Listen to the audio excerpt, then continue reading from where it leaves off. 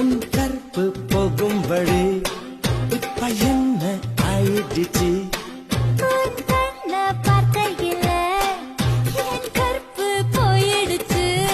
நடைய நடந்து தெரிஞ்சத செருப்ப